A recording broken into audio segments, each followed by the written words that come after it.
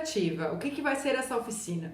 A primeira coisa é que eu acredito que para vocês terem escolhido essa oficina de criatividade para escrever bem, existem alguns interesses comuns. Ou vocês queiram contar suas próprias histórias, eventualmente vocês querem deixar algum texto mais interessante, escrever com clareza, ou pensar em como começar a escrever. São alguns questionamentos que vocês podem ter, é claro que tem muitos outros, mas que podem contribuir a dar esse pontapé inicial nesse caminho de uma escrita mais criativa aí para vocês. Primeira coisa, o que é uma escrita criativa? Vamos explicar aí esse conceito, da onde que eu tirei isso. A escrita criativa nada mais é do que a arte de expressar ideias de maneira original e sair do lugar comum. Tá, parece ser simples, né? Eu pego um conceito e falo, sair do lugar comum, pensar de uma forma diferente, usar a imaginação. Parece ser fácil, mas como que eu faço isso? É isso que nós vamos desvendar hoje a partir de algumas técnicas que eu vou passar para vocês. Sobre a criatividade em si, eu gosto muito de uma citação do Oliver Wendell Holmes, que diz o seguinte: a mente humana, uma vez ampliada por uma nova ideia, nunca mais volta ao seu tamanho original. Quanto mais você absorve conteúdos, quanto mais você cria, mais criativo, consequentemente, você vai ficar. Quanto mais referências você busca, você assiste a filmes, você busca por obras de arte, você gosta de assistir séries, você vê o que outras pessoas já criaram, aqui não é com o intuito de realizar uma cópia, mas de se inspirar em alguma coisa para criar algo novo e original, consequentemente. Quanto ao pensar diferente, que sempre é dito, né? Para ser criativo precisa pensar diferente. Mas a gente tá sempre habituado e inserido num mundo em que a gente costuma pensar da mesma forma. Reparem como os seus amigos que andam sempre com você costumam pensar de um jeito muito parecido. A convivência faz com que isso aconteça porque vocês consomem coisas muito parecidas, gostam das mesmas coisas. Mas então, como que eu vou pensar diferente? Se a mente não estiver pronta para receber os frutos da criatividade, não irá enxergá-los, tampouco saberá como conviver com eles. Você precisa ver as coisas com outros olhos. Observar um peixe não apenas como um peixe, e se ele quisesse ser um tubarão? Se inspirem nessas imagens, utilizem o Pinterest, busquem por conteúdos que possam inspirar a criatividade de vocês. Isso vai ficar armazenado ali no inconsciente de vocês. Não necessariamente aquilo que você viu hoje é para criar algo hoje também, mas isso vai estar ali na sua mente e eventualmente você vai lembrar disso e vai acabar criando outra coisa. Para sair da zona de conforto, a gente precisa acreditar em ideias mirabolantes. Sabe aquela ideia que as pessoas olham para você, viram os olhos e falam, até parece, que ideia péssima? É justamente essa ideia que pode desencadear, direcionar para uma coisa realmente nova e inovadora. Porque o que é diferente causa um estranhamento. A gente está habituado a ver as coisas de uma forma. Quando eu falo algo que realmente foge do comum, que eu saio da minha zona de conforto, a tendência é que eu tenha assim um estranhamento e as pessoas ao meu redor falem assim, nossa, que ideia nada a ver. Mas não, apostem nessas ideias que possam ser realmente mirabolantes, diferentes e que vão desencadear. Só que lembre-se, nunca pare na primeira ideia. O ideal é que você faça uma lista de ideias e depois, quando já escreveu umas 10, 20, 30 ideias, e sim, pode parecer muito, mas para um criativo não é não. Aí você faz a seleção daquelas que são mais bacanas e desenvolve elas com maior profundidade. Eu quero agora apontar alguns exemplos do que foi considerado ideia mirabolante na época em que foi feito. Porém, hoje em dia são vistas como super invenções e que a gente não viveria sem. Então vamos lá. Quanto ao fonógrafo, em 1878 eles olharam com descaso para essa invenção do Thomas Edison. Uma frase dita por Jean Boulaud, da Academia Francesa de Ciências, diz o seguinte: é totalmente impossível que os nobres órgãos da fala humana sejam substituídos por um insensível e desprezível metal. A gente sabe que sem o fonógrafo não teria sido inventado o telefone e consequentemente também não teríamos um smartphone hoje em dia, e o que da gente sem os telefones celulares, não é mesmo? Agora, sobre a luz elétrica. Por volta de 1879, na Universidade de Oxford, disseram: quando a exposição de Paris se encerrar, ninguém mais ouvirá falar em luz elétrica. E aí, você consegue viver sem luz elétrica? Eu não. Adoro uma ideia mirabolante. Sobre a invenção do cinema, o próprio inventor Auguste Lumière falou o seguinte: o cinema será encarado por algum tempo como uma curiosidade científica, mas não tem futuro comercial. Me diz uma coisa, você consegue ficar mais de uma semana sem assistir algum filme? Sem assistir a algum produto audiovisual, uma série, alguma coisa na TV? Difícil, né? Agora, quanto ao rock and roll. Em março de 1956, a revista Variety afirmou sobre o estilo musical: até julho sai de moda. Olha, se saiu de moda, eu tô completamente fora da moda, porque eu amo ouvir um bom e velho rock and roll. Sobre o cinema sonoro, a revista American Cinematographer afirmou: o cinema sonoro é uma novidade que durará uma temporada. Ou seja, percebam que quando surgiram essas invenções, no momento, naquele espaço temporal, naquela época, eles eram vistos como uma invenção que não faz sentido. Ah, pode ser legal, mas não muito. Então, acreditem naquilo que vocês acham diferente e que possam sim ser uma inspiração que vá adiante, que é uma ideia inovadora que muitos no momento não a comprem como tal. Quanto à televisão, na década de 1930, no New York Times, disseram o seguinte: a televisão não dará certo. As pessoas terão de ficar olhando sua tela e a família americana média não tem tempo para isso. Já em 1946, o presidente do estúdio de cinema 20th Century Fox disse o seguinte: a televisão não será capaz de manter nenhum mercado que conseguir após os primeiros 6 meses. As pessoas logo se cansarão de olhar para uma caixa de madeira todas as noites.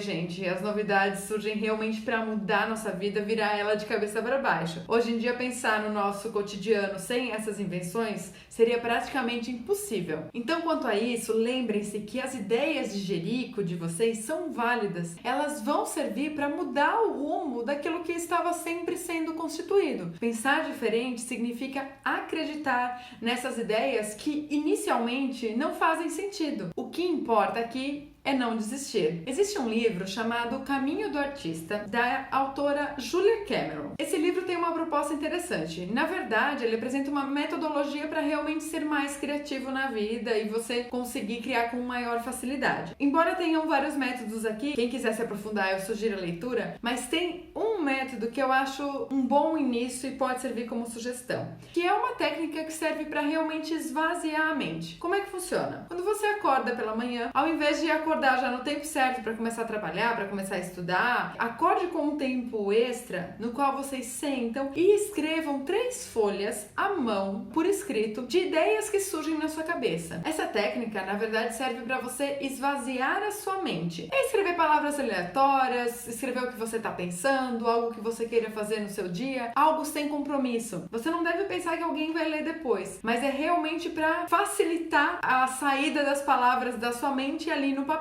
E muitas vezes as ideias surgem justamente nesse processo de escrita. A própria Julia Cameron, que escreveu o livro e é também roteirista, ela afirma que muitos dos personagens que ela criou surgiram ali no meio dessas páginas. Por mais que a gente tenha essa ideia de que o criativo é aquela pessoa bagunceira, que gosta de criar em ambientes desorganizados, para o momento da criatividade, isso realmente pode ser interessante. Porém, lembre-se, organize o seu espaço de criação, planeje o tempo que você vai desenvolver a escrita e ainda estabeleça metas. A gente não vai conseguir escrever bem se a gente não impor um objetivo pra gente. É nesse objetivo que reside o nosso compromisso com a escrita. Nas palavras do escritor Luiz Fernando Veríssimo, minha musa inspiradora é o meu prazo de entrega. Vamos agora a algumas dicas de Whit Schultz. Primeiro, para facilitar o trabalho, faça anotações. Nunca saia de casa sem papel e lápis. Isso é, algo com que possa tomar nota de uma ideia repentina. Não confie tanto na memória. Mas é claro que aqui o celular pode servir como esse papel e caneta. Você pode fazer a anotação num bloco de notas. O negócio é não deixar de anotar, porque realmente a gente não vai se lembrar com facilidade depois. Segundo, armazene ideias classificando-as por assunto e nunca interrompa o abastecimento desse banco de dados. Para isso, sirva-se de leitura, viagens, conhecimentos obtidos no contato com novas pessoas, naquele filme, enquanto assiste a uma competição, na fila do banco, etc. Ser um bom observador é fundamental. Se você está vivendo pouco, consequentemente vai ter dificuldades para criar. Observe as pessoas que convivem convivem com você, observem as pessoas pelas ruas. Terceiro, crie o hábito de observar tudo cuidadosamente. Observar e absorver, agindo como se fosse a última vez que aquela visão aconteceria em sua vida. Nesse sentido, é indispensável desenvolver a própria curiosidade sobre pessoas, coisas, lugares, porque tudo pode ser transformado em matéria-prima na hora de criar. Quarto, ao mesmo tempo, nunca se afaste desta prática que nunca falha. Quando conversar, habitue-se a ouvir o que não foi dito. Em tudo, descubra sempre novas fontes de ideias. Elas se escondem nas páginas dos livros, nas amizades de todo dia, nos assuntos aparentemente mais improváveis para esse fim. Quinto, antes de julgar, compreenda o que foi dito e, sobretudo, mantenha a mente sempre ligada. Sexto, uma advertência. Crie uma rotina, isto é, defina uma hora e lugar para pensar e criar todos os dias. Não adianta pensar que você vai ser criativo só um dia na semana e aí você vai só sentar e desenvolver durante aquele dia. Não. Criatividade é hábito, é pensar constantemente nisso, é absorver informação e um dia conseguir colocar essas ideias em prática. Lembre-se de construir grandes ideias, fazendo combinações, adaptações, modificações, aumentando aqui e diminuindo ali, reorganizando, invertendo as ideias que você já tem. Oitavo, aprenda a fazer perguntas que desenvolvam o cérebro. As melhores são por quê, o que, quem, quando, onde e como. E por fim, lembre-se de que uma ideia razoável colocada em prática tende a produzir resultados mais satisfatórios do que uma ideia brilhante que fique muito bem guardada num cofre. Escreva para disseminar para o mundo, para realmente compartilhar. Você não vai se tornar um escritor se você não escrever para o mundo, para outras pessoas descobrirem mais sobre esse universo que você pensou. E ainda tem mais. O imprevisto na vida de quem escreve desempenha um papel importante. É sempre uma questão de olhar e ver. As respostas estão por aí, esperando pela pergunta que as revele. Vamos ao primeiro exercício? Não tem oficina de escrita criativa sem realmente colocar a mão na massa. Então, vamos escrever. A técnica que nós vamos abordar agora é o seguinte. E se? Quando a gente cria perguntas com esse questionamento inicial, e se? Isso vai desenvolvendo, vai trabalhando a nossa mente. Então eu pego algo que está estabelecido, que é de uma forma, e me questiono, e se aquilo fosse diferente? Eu vou fazer algumas perguntas e entre um questionamento e outro, vou deixar um tempinho para que vocês reflitam sobre essa pergunta. Reparem que a pergunta, por ser intrigante, vai fazer com que o cérebro de vocês funcione e realmente desenvolva ideias diferentes. Então, vamos lá. E se eu engolisse um alfinete? E se o Mickey fosse um coelho? E se a princesa Bela matasse a fera? E se Simba fosse filho de Scar? E se eu dormisse todos os dias em uma rede? E se a minha roupa me deixasse com vergonha? E se o vilão fosse um mocinho? E aí, quais foram as suas respostas? Eu tenho certeza que vocês pensaram em várias coisas diferentes e esse estilo de pergunta habituem-se a fazer no seu dia a dia. Agora vamos para outra técnica. Reescreva uma história que já existe sobre outro ponto de vista. Digamos que eu escolha a história do Peter Pan. Se ao invés de ele ser esse menino que nunca cresce, ele pudesse sim crescer e quem assumisse o papel do Peter Pan fosse a Wendy. Como é que essa história iria se desenvolver? Ou, por exemplo, se o carro do filme De Volta para o Futuro viajasse para 2025, o que iria acontecer com Marty McFly? Ou quem sabe, e se eu posso ser um personagem Jedi do filme Star Wars e viajar para o espaço com o sabre de luz? O que eu ia querer fazer? Ou seja, pensem em premissas, em universos que já existem na ficção e coloquem alguma outra perspectiva a partir dele para desenvolver outras ideias. O negócio aqui é realmente praticar. Não existe uma escrita boa e criativa sem que eu tenha o hábito da prática, sem eu escrever bastante, sem eu tentar mudar uma palavra pela outra, buscar sinônimos, buscar referências em outras histórias e que eu possa, com isso, construir a minha própria história. Questione-se sempre: de que outro jeito eu posso fazer isso? Escreva e reescreva para conseguir uma boa história. É apenas por meio do fracasso e da experimentação que aprendemos e crescemos. Também é importante utilizar a linguagem adequada da pessoa que vai ler aquilo que você escreve. Se eu me comunico com crianças, eu preciso utilizar uma linguagem mais acessível. Se eu me comunico com adultos ou pessoas mais velhas, eu também vou adequar a forma de falar com eles. Então pensem no público-alvo que o texto de vocês se direciona. Sem repertório suficiente para entrar em sintonia com o público-alvo, a mensagem não será assimilada e corremos o risco de ficar falando sozinhos. Quantidade gera qualidade. Não tem como eu escrever um texto sensacional de primeira. Não existe isso. Escreva muito, mas muito mesmo. E só assim você vai atingir uma qualidade nesse texto.